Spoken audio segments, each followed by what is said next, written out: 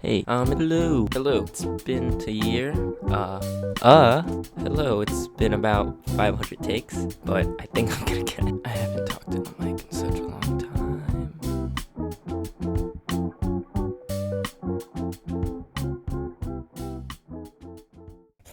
It's been more than a year since I did an animation progress video, and I wanted to do something different than the last 2 years.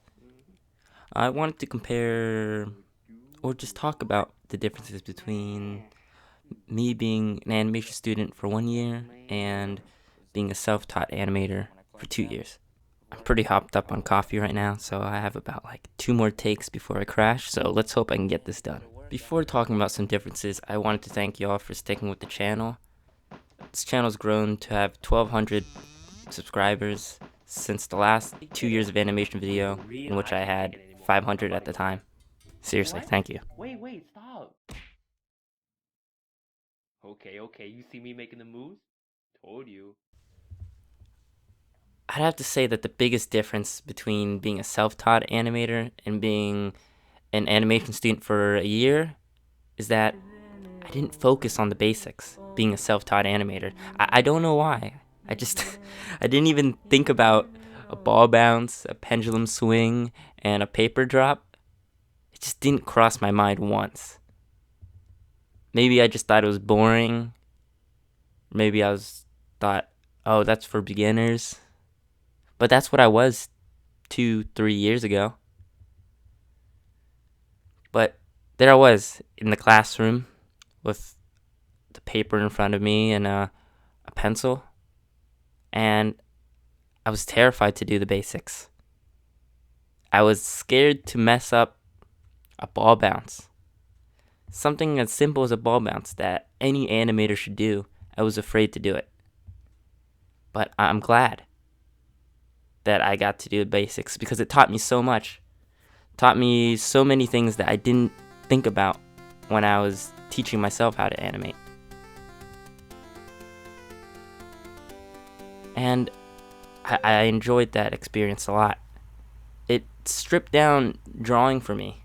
It made me think about less about making the drawings look nice and making the animation look nice. Because it doesn't matter how good I am at drawing, if I don't understand the fundamentals, the animation's gonna look pretty garbage. And you could see that from my first videos. I didn't really focus on the principles of animation.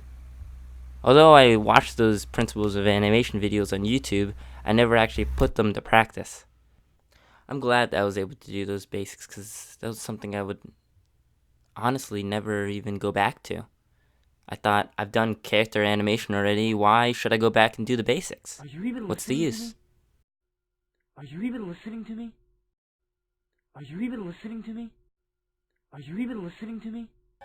Being an animation student, I had so much more opportunities than I did as an art student at community college.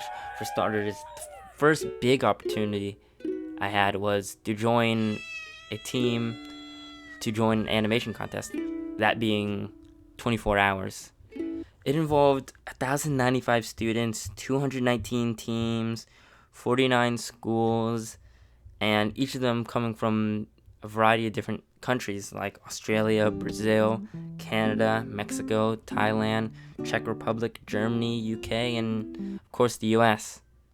I couldn't remember everything, so I just wrote that down. But anyways, it was a great opportunity. We were in teams of 5, and we had to finish a short in 24 hours, and we didn't sleep a lot. Well, good sleep. And that opportunity was really great. I feel like I've become a much better animator from that, and it helped a lot with team building. I didn't have many opportunities at community college to work in a team. That contest also let me see how connected animators were.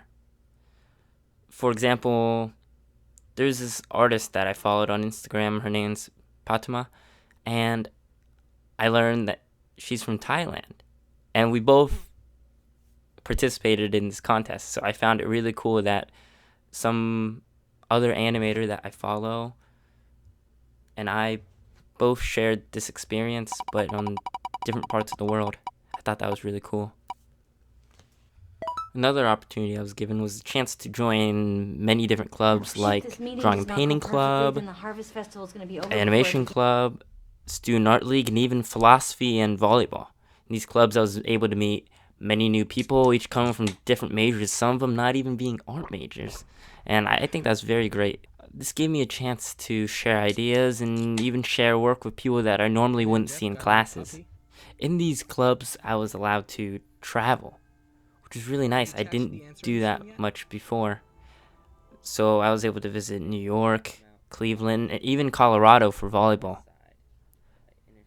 And now it's just giving me the traveling bug. I went to Vietnam this summer, and now I just like even going to Virginia just for a weekend trip. I've done that twice already. And it just makes me want to travel a lot more, and I'm glad I got that opportunity. These past 2 semesters, I was able to experience many different forms of art with the classes I've taken. For example, when I took a 4D class, I got introduced to performance art. I already knew about performance art, but I never really looked into it. And with these performance artists, they also took part of other things like painting, drawing, sculpture, animation, and I thought that was very neat. I also took a painting class, and I fell in love with it. I've always enjoyed watercolors and acrylics, but I never knew that I would love oil paints as much as I do, and I would really want to incorporate that into my work. I even incorporated it into my Secession Reanimated part. The background was oil paints. And taking a computer animation course was very helpful.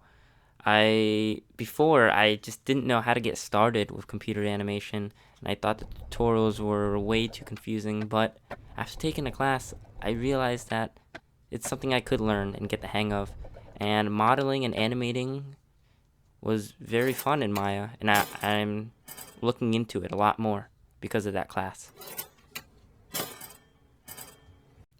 I've been taking figure drawing also a lot more seriously, and I hope that can be seen in my work. I just love how the body's formed, and I love to see when somebody moves a certain body part, how another body part moves, and the weight of it. One thing that increases my productivity and focus is a nice studio. And at university, I was able to spend a lot of time at studio and get a lot of work done. Unlike when I'm at home, I stay in my room, and there are a lot of distractions there. So often when I was at home, I would go to the local Panera to work on things, but I didn't really like spending money on coffee all the time. Anytime when I wanted to just get in the zone. So it's really nice to lock myself in a studio and work on an animation for 8 hours or so, or even longer than that. And they had a lot of studios in which I could work in. So one day I could be painting in the painting studio, or I can mess around in the ceramics This is not good. room. Freeze! And after that, I can go to the computer lab to work on digital animations. And speaking of digital, there's a lot of software and programs that I was able to test out before I buy on my own computer.